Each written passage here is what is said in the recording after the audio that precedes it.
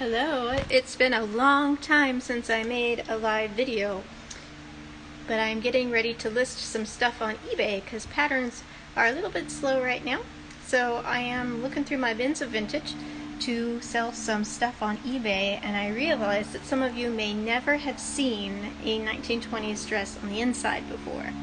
So I thought this might be a fun time to show you what a dress looks like. And I will try to save this because last time I forgot to save my video and it went off into the ether. So let me turn this around and I'll show you this dress. Okay.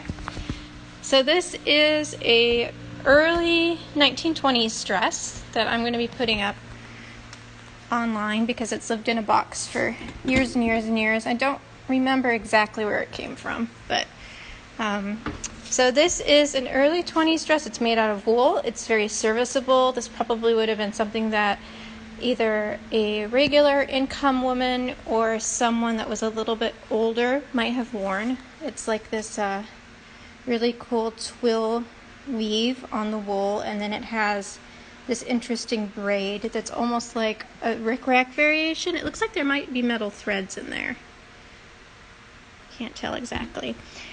Then it has this vestee that is cotton net, and this looks like this is a rayon embroidery thread that goes around it. And then it has this lovely silk collar. And on the side here is where you can see the really cool early 20s thing of the pleats set into the insets.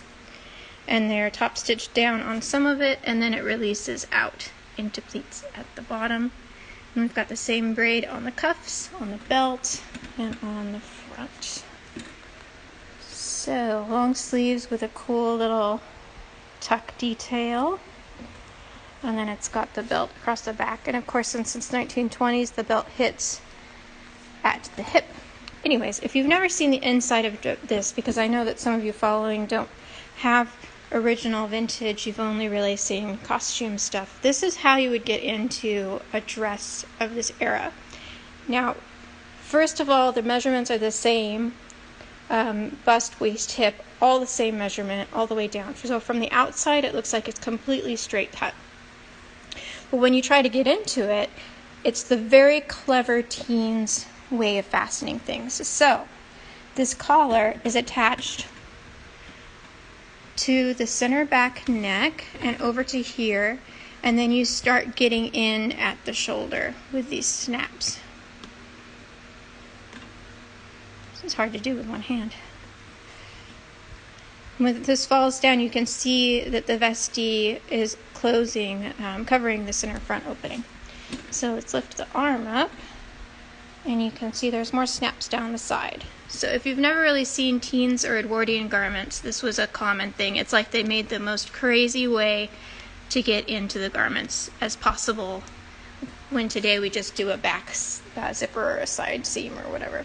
Okay, so here you can see what the inside looks like. If you look in sewing manuals of this time period, from the Edwardian era until the 1920s, a lot of times it'll tell you to make this lining, and it's kind of more like a foundation so that you can build the rest of the dress upon it, and then it will always sit where it's supposed to because the waist will be fitted underneath. So in this case, the waist measures 40 inches across, but this measures 28 inches across. So the body it was built for was much smaller in the waist than the 1920s silhouette. Now up here we can unsnap this, and you can see this is faced in like a China silk. So it's a China silk cotton net, and then embroidered in rayon thread. Darn it. There we go. Okay, so the center front is fastening like this with big snaps down the front. Sometimes you'll see it where it'll fasten up center front with hooks and eyes, but this particular one is like this.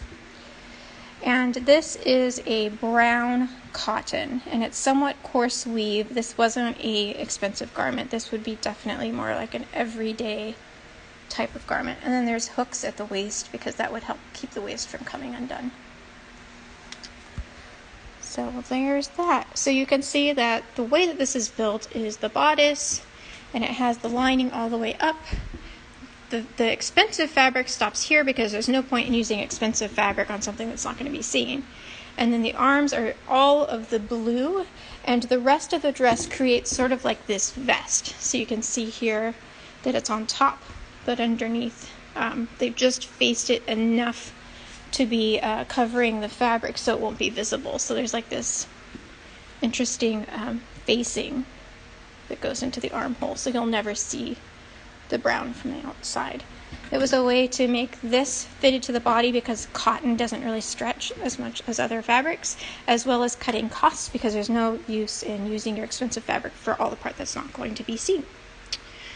So I think that's it. I just wanted to give you a really quick option of seeing an original garment on the inside from the early 20s, because I think that we tend to overly simplify construction when in the period it still very much retained some of the earlier construction techniques.